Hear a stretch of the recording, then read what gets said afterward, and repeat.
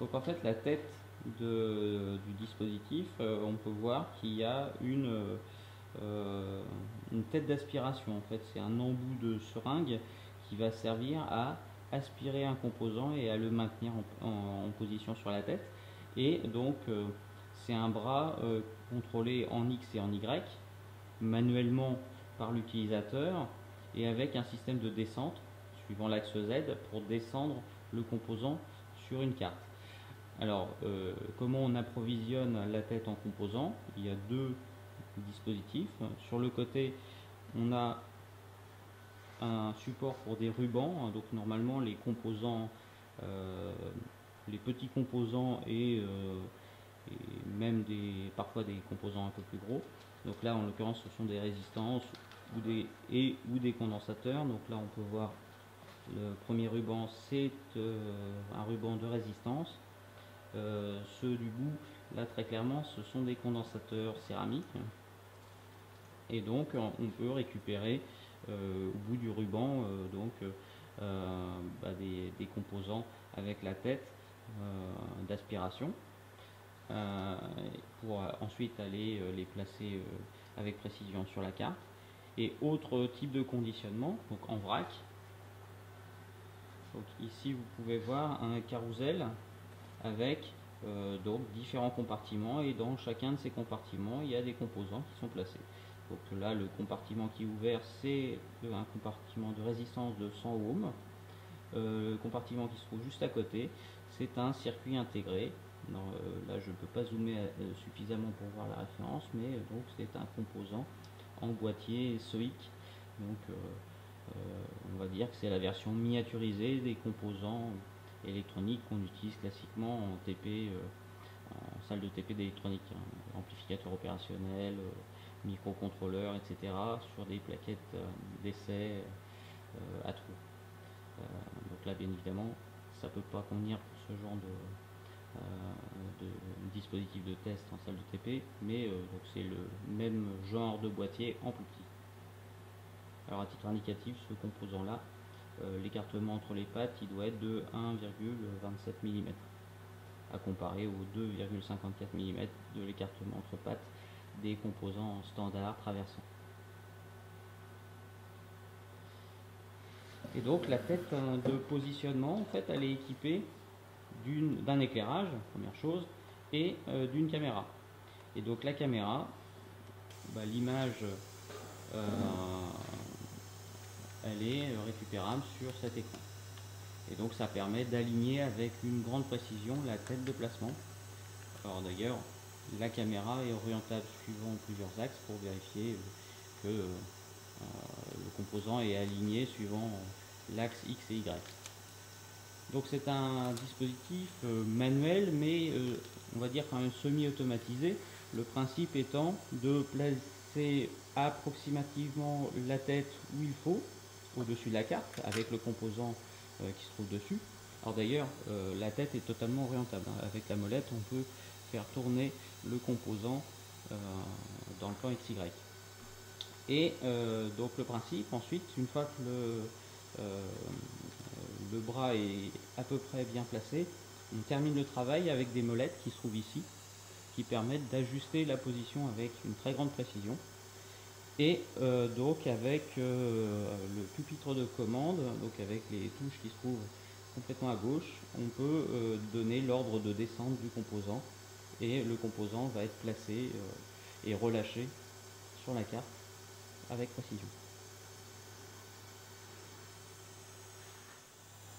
Donc la tête, donc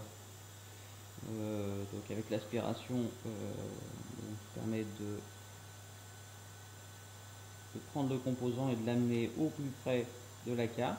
Donc là, on peut voir à l'écran un zoom de ce qui se passe au-dessus de la carte. Et donc là, il s'agit de contrôler si le composant est bien placé. En fait, il est presque bien placé. Il faut juste le décaler légèrement pour le mettre bien en face des deux pastilles, suivant un axe. Et suivant l'autre axe, il y a un tout petit décalage.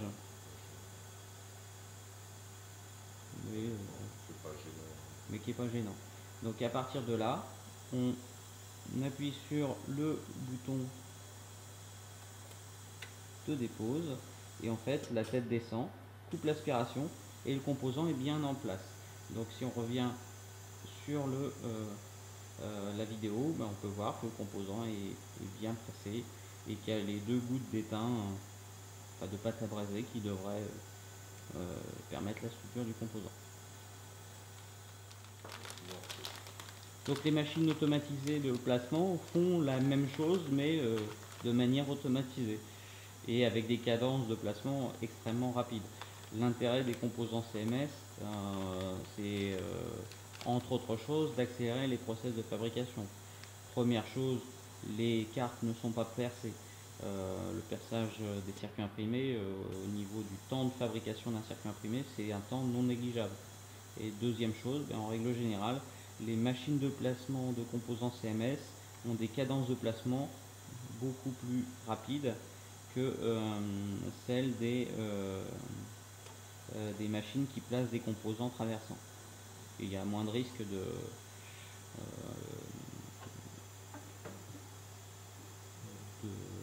panne ou de défaillance du système de placement.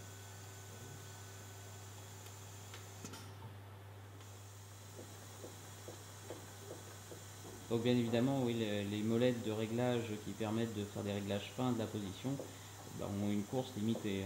On ne peut pas faire des déplacements fins sur la course complète de l'axe XY. Donc il faut veiller à avoir une plage de réglage dans les deux sens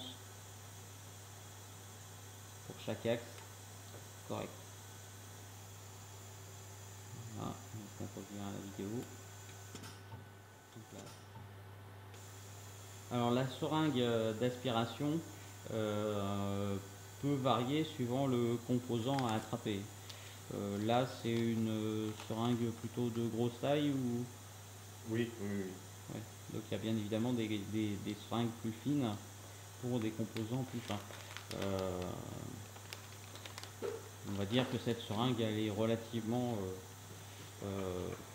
souple d'utilisation pour les composants couramment utilisés à l'UTC, parce qu'elle permet de capter des composants de type circuit intégré et aussi des résistances et des condensateurs jusqu'au format 0603, c'est ça? Là on peut descendre au 0201. 0201 avec cette seringue? Ah, pas avec celle-là, non, avec cette machine. Ah. Mais tu vois, on a des seringues, donc là c'est un peu les extrêmes. Voilà, donc là vous pouvez voir la seringue avec le diamètre le plus gros, pour les plus gros composants, et la seringue avec le diamètre le plus petit, donc pour des boîtiers 0201, donc au minimum, sachant qu'il existe des résistances encore plus petites.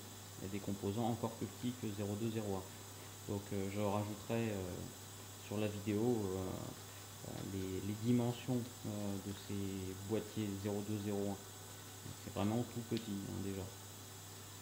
Alors pour les circuits intégrés, tu as un système de ventouse et la seringue. Donc pour augmenter la surface de préhension, oui, donc il y a des ventouses qui sont utilisables. Alors pour des composants du type de celui que j'ai montré tout à l'heure, celui-là, est-ce que c'est nécessaire? C'est limite. Ça par exemple, ça va être pour les QFN ou des composants bien larges. Oui.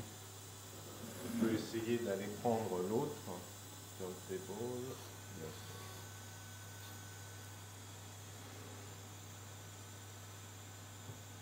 Ça marche. Le problème, c'est qu'il peut être un peu penché, comme tu n'as pas l'effet bien ventouse qui va stabiliser, que ton composant reste bien parallèle à ta carte. Si on s'approche ici, on va aller voir. Back, hop. Ça se voit pas trop, mais des fois il peut être un peu penché. Bon, j'arrive pas trop à le voir. C'est plus pour être sûr. Donc c'est un TL074. Tu dois connaître. D'accord. Donc les étudiants doivent le connaître aussi, encore que bon, c'est pas vraiment cela qu'on utilise en TP, mais bon. Donc c'est un amplificateur opérationnel.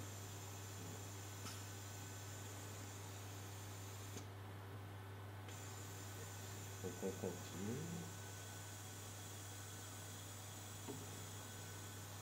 45, 46, 47.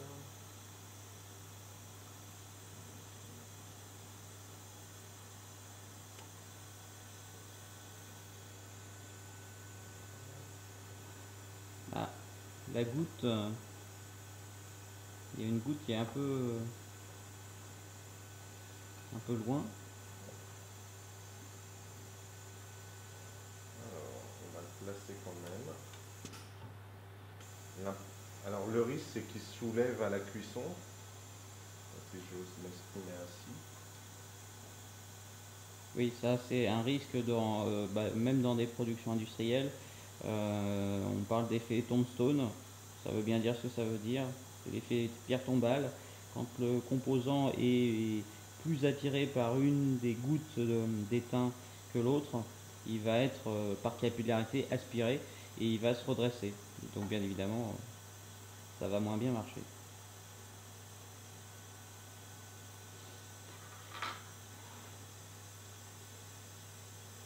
Bon, l'avantage de le faire manuellement, c'est qu'on peut s'apercevoir de ce genre de risque au moment de la mise en place. Ce qui n'est pas forcément le cas dans des situations industrielles, dans des productions en série. Même si le contrôle vidéo fait de plus en plus de progrès et que des logiciels de contrôle de cartes peuvent détecter des problèmes. Et voilà, je vais rester sur la caméra, c'est pas plus mal.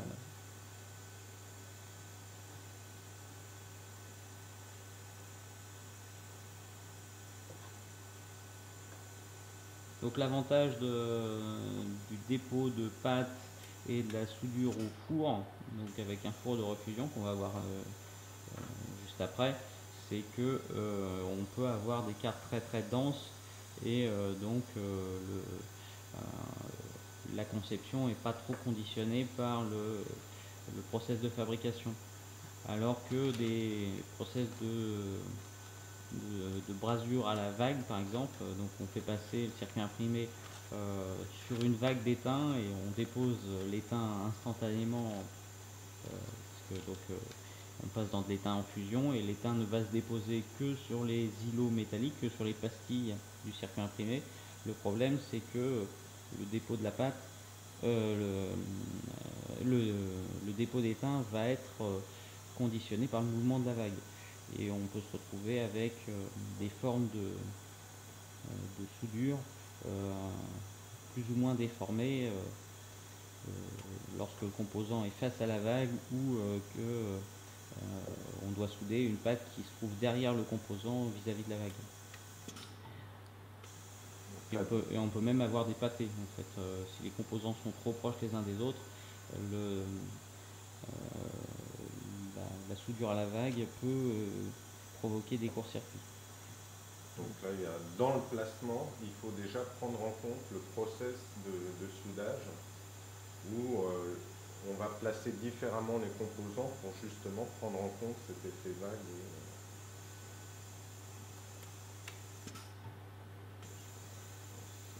Et donc je parlais tout à l'heure de colle, donc on est amené à coller les petits composants sur la carte avant le process de soudage. Et donc sur les empreintes physiques des composants, on peut trouver des sérigraphies qui indiquent en fait les positionnements des points de colle sur certaines résistances, condensateurs, diodes. C'est le genre de choses que l'on rencontre classiquement sur des circuits imprimés industriels, parce que donc c'est le genre de process qui ne se justifie que pour des grandes séries et donc bien évidemment pas pour des prototypes de laboratoire. La solution privilégiée dans ce cas-là, c'est le four. ou le fer à souder.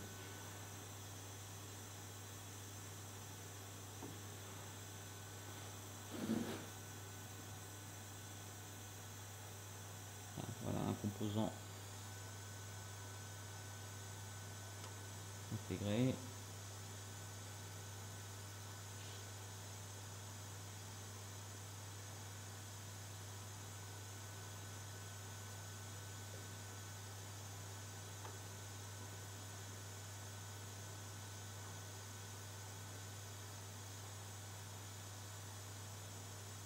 Alors, un détail qui peut sembler curieux, même quand les gouttes d'étain ne sont pas parfaitement placées, même quand les composants semblent légèrement euh, euh, décalés par rapport à leur bonne position, en fait, au moment de la brasure, au moment du passage dans le four de refusion, quand les microbilles d'étain contenues dans la pâte vont fondre et fusionner les unes avec les autres, eh bien, le composant va être comme aspiré par capillarité, il va avoir tendance à s'aligner vers la bonne position. Alors c'est un phénomène qui est intéressant, qui est assez limite, hein. Bien évidemment, si le composant est vraiment mal placé, ça ne pourra pas faire des miracles.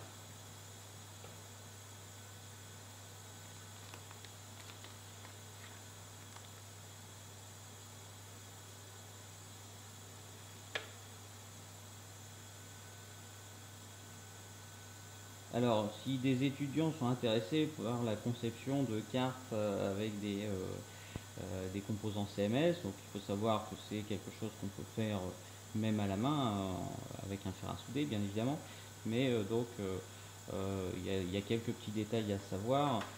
Les composants sont de plus en plus petits, de plus en plus fragiles. Quand on fait des cartes électroniques, on aime bien voir que ça marche, donc on a tendance à mettre des diodes électroluminescentes. Et un des défauts des diodes électroluminescentes CMS, c'est que elles n'aiment pas trop l'humidité. Et donc en règle générale, quand on les achète chez un distributeur comme Farnell, Radiosphere, Mouser, etc. Et elles sont conditionnées dans des sachets un petit peu différents des sachets des composants usuels. C'est des sachets scellés avec des absorbeurs d'humidité. Et donc en fait, quand on ouvre un sachet de ce genre-là, eh bien les composants, on doit tous les utiliser. Donc c'est dans le genre des composants où on fait du stock, très clairement les diodes électroluminescentes, il vaut mieux acheter le strict nécessaire. Sinon, il faut avoir des moyens pour reconditionner les composants une fois que on a fini de se servir du sachet. Et donc c'est assez compliqué en fait. Il faut les mettre sous étuve, il faut assécher l'air dans le sachet que l'on va utiliser et recéler le sachet.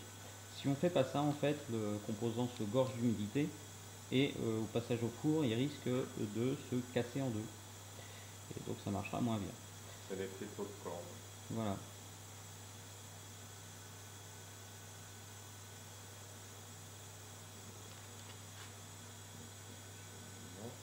Par contre, donc des composants passifs, résistance, condensateur, acheter des bobines de 5000 résistances, ça peut être un bon plan parce que c'est pas si cher que ça. En tout cas, c'est nettement moins cher que d'acheter 2-3 résistances à la fois. Alors on peut les garder un peu plus longtemps justement grâce à ces indicateurs où on sait, on nous dit appliquer un séchage si cette pastille n'est pas de la bonne couleur ou celle-là ou celle-là. Et donc comme on a un sachet pour dessicquer à l'intérieur du sachet, on peut quand même les garder quelques jours en attendant que les indicateurs ne soient plus bons. Donc là, c'est une résistance. Ouais. Alors le code, on peut le voir, 1003, ça veut dire que 1, 0, 0 et 3 0 derrière, c'est une résistance de 100 kΩ. Donc dans certains cas, on peut être amené à mettre un capteur de température directement sur la carte. pour réellement contrôler le profil de température au plus près des composants. Et donc normalement le profil il dépend de la nature des, du produit utilisé pour la soudure, si c'est de l'étain au plomb ou sans plomb. Ça peut être aussi conditionné par la taille de la carte, la densité de composants sur la carte, etc. Donc là, on a pris le profil LF Small pour lead free small, donc petite carte, peu de composants, avec une pâte à baser sans plomb. Sans plomb. Donc a priori, le profil de température va monter au-delà des 200 degrés. Donc normalement, ce qu'il y a dans un profil de température, c'est un palier pour amener à une température, on va dire, assez chaude, mais pas trop de manière homogène. On va laisser la carte pendant un certain temps à cette température. Ensuite, il va y avoir une montée progressive jusqu'à la température max, pendant laquelle il y a refusion. La refusion est assez rapide, hein. Ça peut durer, c'est de l'ordre de la dizaine de secondes, pas plus. Et ensuite, la carte est refroidie rapidement, mais pas trop. Donc la manière dont ça va se refroidir, normalement, le tiroir sort, je crois, et donc il y a une ventilation en fait sur le support, en dessous du support de la carte, il y a des ventilateurs qui vont brasser de l'air pour faire refroidir la carte. Voilà. Et donc normalement à l'intérieur d'un four de refusion comme celui-là, il y a des tubes infrarouges. Donc les éléments chauffants, ce sont des lampes.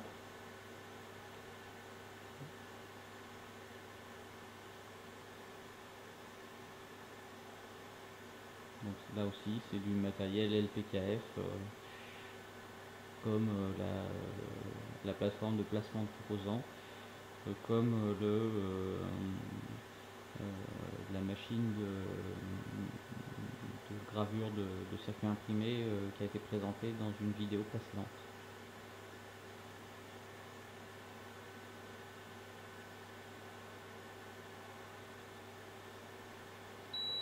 Ouais. La phase de refusion commence.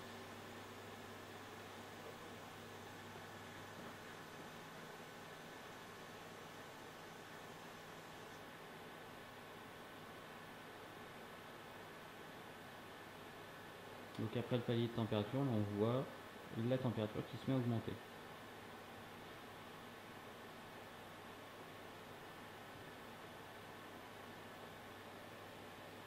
Au niveau de l'échelle, on peut voir 200, donc c'est 170 degrés à peu près, hein, le plateau de température. Et ça va normalement dépasser les 200 degrés. Ça peut être 220 degrés.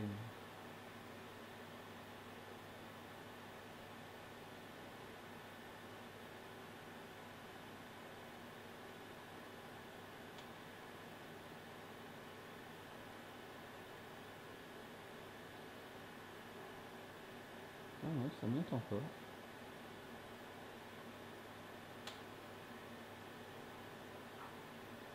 Ah oui, en fait, donc en trait bleu, on voit une valeur de 250 degrés. Et donc voilà, le tiroir s'ouvre automatiquement. Et donc l'air est brassé sous la carte pour la faire refroidir. Et donc là on peut voir que la température chute assez rapidement. Donc il y a plusieurs tracés, hein, donc Milieu, droite, gauche de la machine. voilà.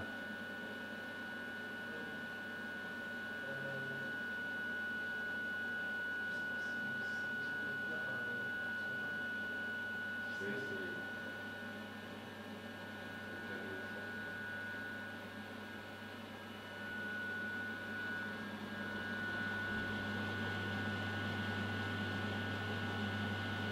Et donc à la place de la pâte grise, on peut voir qu'on a de l'étain bien brillant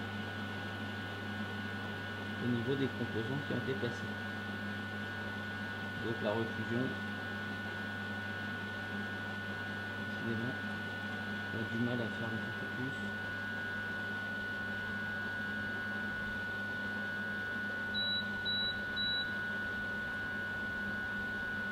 La refusion a bien été faite.